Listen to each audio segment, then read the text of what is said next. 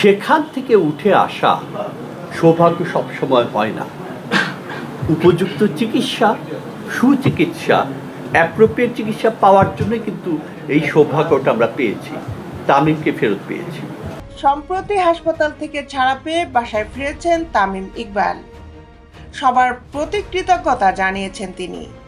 বিশেষ করে তিনি বলেন, আমাদের ট্রেনার ইয়াকুব চৌধুরী ডালিম ভাইয়ের প্রতি কৃতজ্ঞতা জানাবো কিভাবে, আমার আসলে জানা নেই।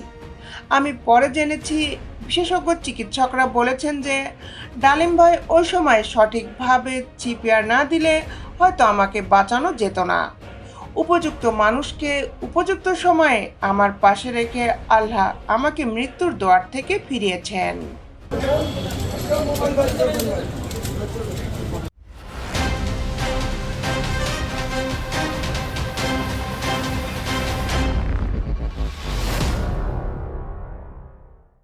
বিস্তারিত নিয়ে আপনাদের সাথে আছি আমি শামীমা সুলতানা, জাস্টিস টেলিভিশন। হাসপাতাল থেকে ছাড়া পেয়ে বাসায় ফিরেছেন তামিম ইকবাল। শুক্রবার তাকে রিলিজ দিয়েছে হাসপাতাল কর্তৃপক্ষ। বিকেএসপিতে খেলতে গিয়ে গেল সোমবার হঠাৎ অসুস্থ হয়ে পড়েন তামিম ইকবাল। অসুস্থতার তীব্রতা দেখে দ্রুত বিকেএসপির নিকটস্থ কেপিজে স্পেশালাইজড হাসপাতাল ও নার্সিং কলেজে চিকিৎসার জন্য নেওয়া হয় তামিমকে।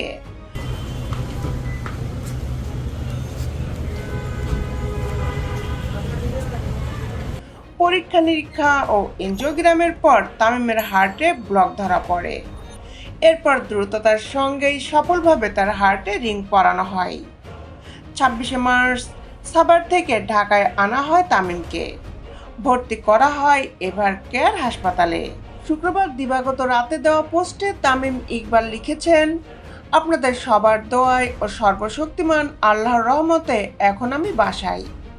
উথাল পাথাল এই 4টি দিনের নতুন জীবন যেমন পেয়েছি, তেমনি আমার চারপাশকে আবিষ্কার করেছি নতুন করে।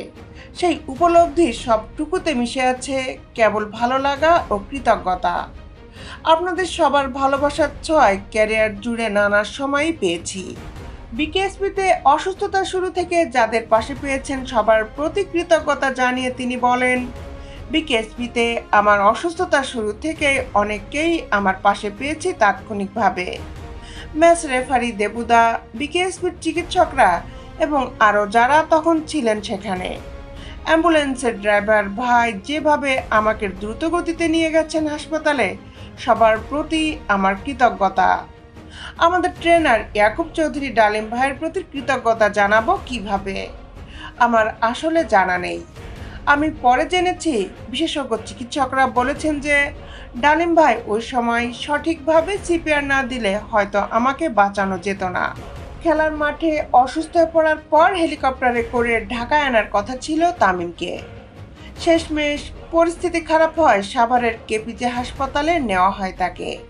সেখানকার ডাক্তারদের নিয়ে তামিম বলেন, কেপিজে হাসপাতালের হৃদরোগ বিশেষজ্ঞ ডক্টর মনিরুজ্জামান মারুফ ও তার দক্ষ চিকিৎসক দল তাদের পেশাদারিত্ব আর আন্তরিকতার মিশেলে যেভাবে দ্রুততায় চিকিৎসা করেছেন, আমাদের দেশের চিকিৎসকদের মান ও কার্যকারিতায় ফুটে উঠেছে তাতে। গোটা চিকিৎসা প্রক্রিয়ায় কেপিজে হাসপাতালের চিকিৎসক সেবিকা থেকে শুরু করে যারা যে কোনোভাবে যতটুকু সম্পৃক্ত ছিলেন, সবাইকে হৃদয়ে লালন করব আজীবন।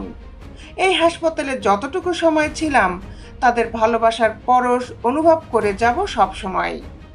ঢাকা শহরের বাইরে ওই এলাকায় এতটা উঁচু মানের হাসপাতাল আছে, এতটা কুশলী চিকিৎসক দল ও স্টাফরা আছেন, দেশের চিকিৎসা ব্যবস্থা এগিয়ে চলার একটি প্রমাণ এটি। ওই পোস্টের শেষে তামিম ইকবাল আরও লেখেন, ধন্যবাদের তালিকা আসলে শেষ হওয়ার নয়। আরও অনেকেই নানাভাবে সম্পৃক্ত ছিলেন। অনেকের কথা জানি, অনেকের কথা হয়তো জানি না। এতটুকু জানি, ধন্যবাদ পাওয়ার আশায় তারা কিছু করেননি। আমি তাদের ভালোবাসা ঋণে আবদ্ধ সারা জীবনের জন্য। পুরোপুরি সেরে ওঠার পথ এখনও দীর্ঘ। আমাকে ও আমার পরিবারকে প্রার্থনায় রাখবেন। সবার জীবন সুন্দর ও শান্তিময় হোক। ভালোবাসা সবার জন্য।